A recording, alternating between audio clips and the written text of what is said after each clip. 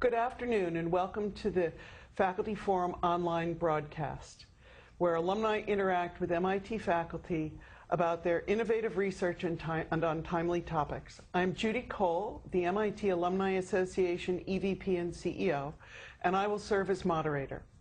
To participate today, input a username and your location, and then type your question at the bottom of your screen. We won't cover every question over the next half hour, but we will do our best to answer as many as possible. Today's guest is Christopher Knittel, the William Barton Rogers Professor of Energy Economics at MIT's Sloan School of Management and co-director of the MIT Center for Energy and Environmental Policy Research. Chris, thank you for joining us. Our theme today has to do with the challenges of crafting climate change policies that make economic sense. Could you begin by telling us a little bit about these challenges? Well, if you pardon the pun, climate change actually creates a climate where there's a big incentive for inaction in this space for a number of reasons. For one, the damages from climate change, the vast majority of those damages are going to come very far in the future, say 1 to 2 generations away. So what you're asking society to do is make investments, very long-run investments, where the benefits of those investments aren't going to come for 1 to 2 generations. And that's very difficult for policymakers to do. Also, the fact that the costs of climate change require simulating what happens so far in the future and what the climate is going to look like in the future has in some ways created an opportunity for those that doubt climate change, or at least are against climate change policy, to inject a bit of doubt in just how important climate change is. Another feature is that unlike pollutants like nitrogen oxide emissions or sulfur dioxide emissions, greenhouse gas emissions are what we call a global pollutant. That is, the damages from them are independent, essentially, of where they're emitted. And that creates an environment where countries want everyone else to do something about climate change, but not themselves. And then finally, the efficient set of policies that would be required to really have an impact on climate change require energy prices to increase. And at least in the US, there's been huge reluctance to adopt policies that actually increase energy prices. Thank you, Chris. While we wait for questions to come in, I'm going to start by asking a few of my own.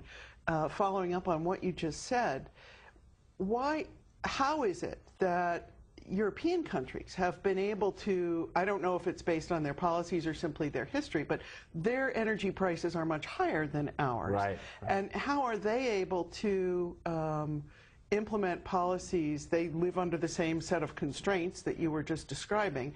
How have they been able to implement policies that have increased their energy prices? Yeah, so the European gasoline and diesel prices are between $6 and $9 a gallon compared to in the U.S. Those high prices have had a very long history. And I think partly Europe has built a society around higher energy prices, whether it be land use patterns, the types of vehicles that are sold in Europe and so forth. In the U.S., then, in contrast, I like to say the U.S. was built on cheap gas. Yeah. We have suburban sprawl. We're certainly, our population density is much less dense than Europe. So we've become accustomed to relying on the automobile, and that implies that any change in our policies is going to be very difficult at the beginning. Because these long-run behavioral changes take a number of years to implement, whether it's changing the vehicles that we drive, our land use patterns, and so forth. Well, I'm going to make one more comment, and then we'll go to the questions that are coming in. But it seems to me that if having higher gasoline prices encouraged more use of public transportation, and therefore probably people walking more, it might address more than just the energy problem. It might also address the obesity problem, which I was hearing about on the radio this morning. But our questions are coming in. How big a factor is transportation in current energy consumption? Well, in terms of greenhouse gas emissions, transportation is roughly a third of U.S. greenhouse gas emissions. It's also a set of emissions that some believe have the scope to be greatly reduced, whether it's through reductions in how many miles we drive or large increases in the fuel economy of our vehicle fleet. I've done some work that suggests that had we kept our weight and horsepower of our average vehicle fixed at their 1980 levels and just put all the technological progress into fuel economy, that our average fuel economy would actually be 60% higher today than it was in 1980. In fact, it's only 15% higher. So there's been a lot of technological progress in the industry, not just hybrid technologies, but our transmissions are better, our internal combustion engines are much more efficient. But a lot of that technological progress has been put into other things that we care about more because our fuel prices are so low, like horsepower and size. Or safety. Right. And the other 2/3 is industrial? Electricity and natural gas. Say. And are there ways that those could be made more efficient as well? Sure. So I think there's scope for reductions throughout the economy. And one of the things that policymakers have to worry about is actually picking the lowest hanging fruit in terms of where the greenhouse gas reductions come from. So what elements are key to shaping an economically sustainable energy policy? Well, the economists have known how to do this for quite a number of years, dating back to the 1800s, where we started talking about what economists call an externality. So an externality is a cost to society that the firms and consumers working in this industry or buying this product don't face. And that can be pollution, it can be congestion, it can be accidents. And we've known how to fix a market when there's this market failure called an externality. And that starts with pricing the externality. That is, if you're worried about greenhouse gas emissions, you're worried about local pollutant emissions, you're worried about congestion. An efficient market, the firms and consumers face all those costs. So that either requires a taxing policy that adds those costs to the price of the product through taxes, or a cap and trade policy for greenhouse gas emissions where the prices of permits basically become a cap. That's the starting point. So Anne in Chicago is asking, what types of incentives were you suggesting in your New York Times editorial where you wrote, to reduce emissions, offer incentives to people to drive less and buy more efficient vehicles? Well, so the first incentive, again, and this is something that I'm going to keep talking about, is the biggest incentive is to actually raise the price of gas. If you look at what consumers, the sorts of behavioral changes that consumers implemented during the 2008 run-up in gas prices, you see a tremendous amount of behavioral change coming all the way from changing what cars they buy to how many miles they drive. I've done some work that even documents within a household, we see households shifting from the fuel inefficient car to the fuel efficient car. So the first incentive would be to change the price of gas. You know, it seems that every other car on the road these days is a Prius or some form of hybrid, and I drive a Prius, and I know that just making me aware of my gas consumption, I become competitive with myself to get the highest possible miles per gallon, and so it has changed my driving habits. Right. But and just to follow up, the empirical research suggests that one of the lowest hanging fruits, or one of the biggest one of the policies that has the biggest payoff is actually subsidies for public transportation. And that's something that is rarely discussed. You know, the policies that we do implement tend to be subsidies for biofuels or CAFE standards.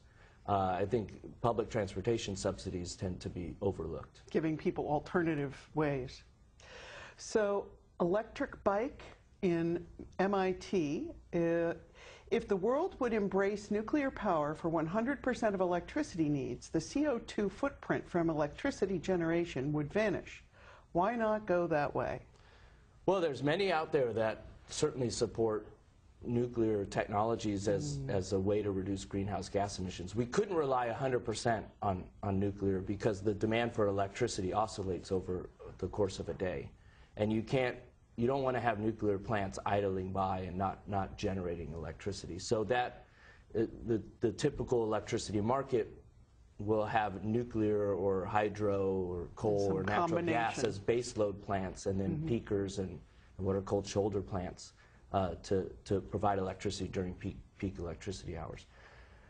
Many environmentalists are concerned about nuclear waste and what you do with the spent rods and so on and so forth. So I think there is a trade-off there, certainly for greenhouse gas emission reductions. If that's all we cared about, then we would have much more nuclear power. But we are weighing a number of environmental issues. So Peter in Alberta, Canada asks, what are 2 or 3 key changes in the knowledge of climate feedbacks over the past 30 years? What are the best examples of carbon pricing which a regional or municipal government in fossil fuel producing regions might adopt? Well, the examples of pricing greenhouse gas emissions. So Europe has a cap and trade system that has been very active for a number of years. Permit prices in the European market have fallen recently, so that's created some issues with price uncertainty in how expensive the permit prices are going to be.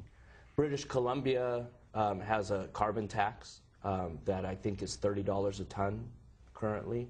So there are examples out there. California just recently adopted a cap and trade system where those permit prices auctioned off for about $10 a ton.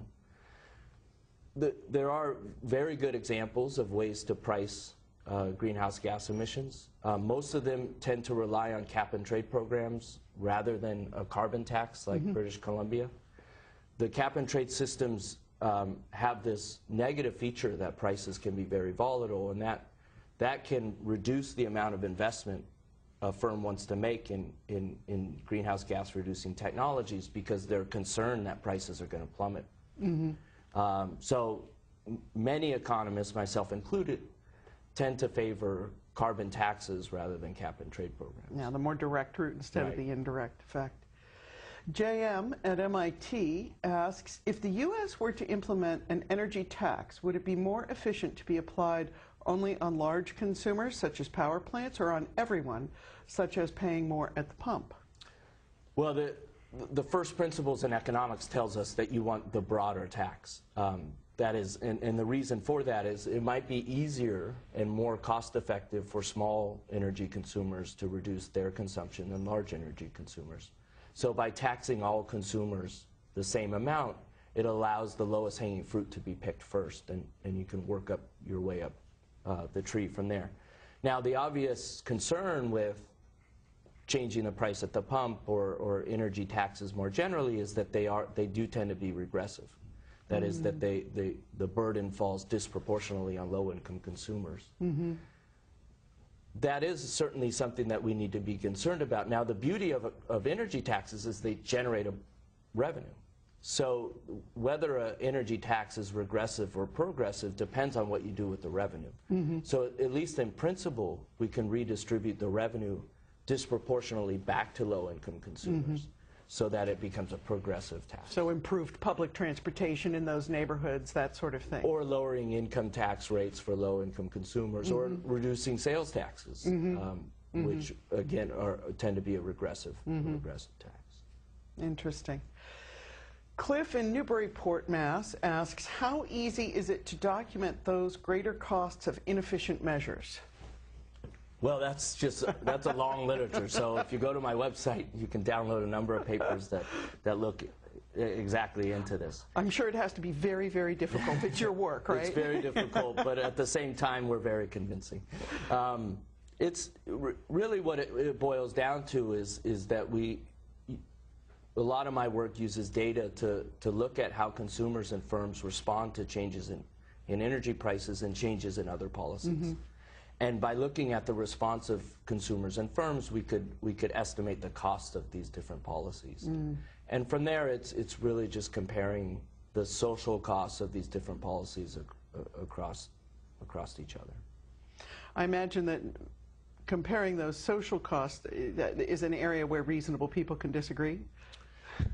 Sure, and with any empirical work, it relies on a set of assumptions. Yeah. But again, the literature on CAFE standards is very, very large, and just about every paper I've ever read suggests that CAFE standards are highly inefficient. So here's an interesting question. Liz in California asks, what are the real subsidies for oil companies?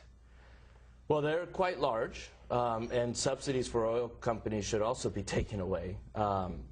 There's very little argument for having them there, especially when oil prices are so high. I don't have the numbers off the top of my head, but I'm sure because of the sheer size of the oil industry, they swamp subsidies for either biofuels or renewable electricity. But two wrongs don't make a right. So just because those subsidies are there doesn't mean we should subsidize something else. The better picture would be to get rid of those subsidies. Are these subsidies in the form of lower tax rates or tax exemptions, things like that? The full gamut, yeah. Lower tax rates, tax exemptions, prices on mineral rights or drilling rights that are too low, and so forth. Okay.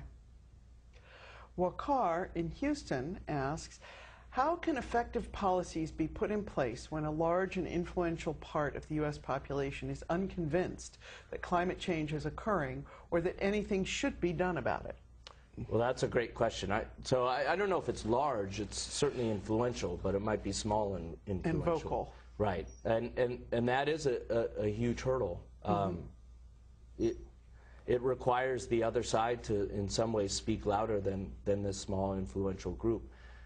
Or, and sadly to say, it might require a few very near-term natural disasters that can more and more be linked to climate change, such as Hurricane Sandy. Yeah. And that the risk of that is that we'll go too far down the path of climate change where we can't actually reverse it. So Tom in Madison asks, in the past, high petroleum prices have driven inflation, which has reduced high capital investment. We are now in a low-interest environment. Is this helping drive solar and wind installations? How would this factor intersect with biofuel production? Well, in terms of solar and wind production and investment, the biggest thing hurting those investments is cheap natural gas. Renewables on the electricity side, because of cheap natural gas, have become more and more socially costly. The natural gas prices are so low currently that it's even more difficult for these renewable sources to compete. And that the cheap natural gas in some ways has really put us at a fork in the road. There's one point of view where natural gas can replace coal, which can reduce greenhouse gas emissions considerably. But at the same time, it's also reduced the price of fossil fuel, reduced the price of hydrocarbons. So how we use this natural gas is a very important issue for the U.S. and the world. I have to read you this next question. It's from Eric in Davis, California. He says, we miss you here at UC Davis, where it's sunny and warm. If politicians continue to prove unwilling to raise gas taxes and clean vehicle purchase subsidies are inefficient from an economic perspective, could energy taxes affect a transition to cleaner alternatives, and if so, how? So energy taxes to change in terms of other alternative technologies. Certainly energy taxes would be a great way to incentivize not only shifts in what consumers want to purchase, but also in what firms want to invest in and what products that they offer. And I miss Davis too, especially about 2 months ago. Yeah, month of February, was it a weekly blizzard or something? Joe in Boston is asking, what is the probability that any strategy can be successful given population growth trends? Well, in population growth makes doing something now all the more important. Yeah. I would, not only population growth, but just the growth of developing countries such as China and India. And that is where the U.S. really has to take a leadership role and do something first and to provide leadership for China and India, or potentially to subsidize changes in China and India's greenhouse gas emission reductions. And the deck is stacked against us in terms of climate change, and the longer we wait, the more difficult it's going to be to reverse things. It seems it kind of echoes something that we see in many aspects of society, where the short term squeezes out, the short term self-interest squeezes out the long term greater good. Right, and I think it's greatly magnified in the case of climate change, because again, a lot of the costs, the major costs, are going to come 1 to 2 generations from now. And if we're not willing to invest for 10 years from now, it becomes even more difficult to invest for 50, where the benefits come 50 years from now. C. Patrickson in Santiago, Chile asks, climate change is not a U.S. problem, but a world problem. However, the top-down approach under the UN for reaching a worldwide agreement seems to be failing. Do you believe that this global approach will have a future? Or do you believe that a more fragmented solution will come up in different states in the short term, and such approach might evolve into a more global agreement to curb greenhouse emissions? Yeah, unfortunately, the more fragmented approach creates this environment where countries want to free ride. Yeah. They want everyone else to do something rather than themselves. So unlike local pollution, where China is facing the costs of their local pollution now, so they have all the incentive in the world to correct that, or the U.S. was facing the costs of sulfur dioxide emissions in the 80s and 90s. For climate change, this more fragmented approach is very costly and very difficult to implement. And that's where a top-down approach, or at least an approach where everyone is in the room, is required. And that's, of course, it's difficult to get all the countries to agree on a set of policies. Indeed. So Barclay in D.C. asks, the professor mentioned California's cap-and-trade program. One aspect of the policy design is to limit the carbon content of imported electricity from neighboring states. This is important for the carbon price and net CO2 reductions. How does the professor see this playing out? Well, this is a great question, because it also shows another issue with more fragmented policies. You can do what's called greenwashing, or what's called leakage, or reshuffling. One of the problems with a state like California implementing a cap-and-trade system and trying to incentivize lower carbon electricity to be sold within California, you might just get the electrons just changing where they're sold. That is, the green or the clean electrons get sold in California, and the same coal gets sold somewhere else in the western states. And the same is true for biofuels. California is also implementing what's called a low-carbon fuel standard, where they're essentially going to require a certain number of gallons of clean ethanol to be sold. Well, one concern that many of us have is that Brazil will start sending us all their clean ethanol, and then the Midwest and California will send them their dirty ethanol.